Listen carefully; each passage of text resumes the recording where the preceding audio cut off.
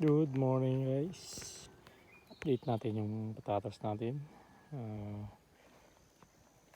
29 days na siya ngayon. So malapit na siya mag-isang buwan. Ito na siya ngayon.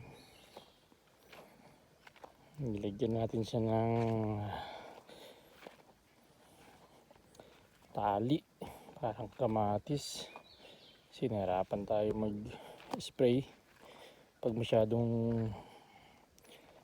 mano yung branches ng kanyang puno na malaylay sa may daanan.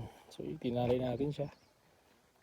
Suporta rin siya sa hangin para hindi mabali yung puno.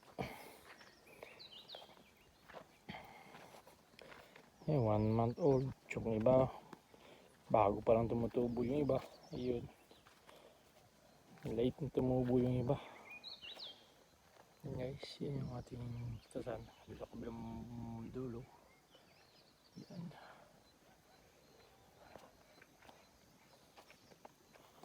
Tingnan natin guys. Yun pa rin yung baba natin. Yung nasunog na wildfire ang nakarang last week. Last week lang guys, hanggang sa baba yan guys.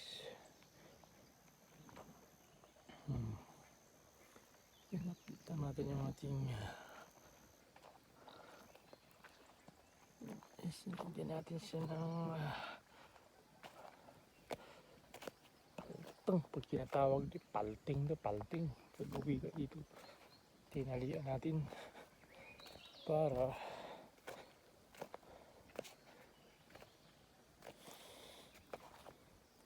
guys, tayo kabilang bangay. Napilipit na.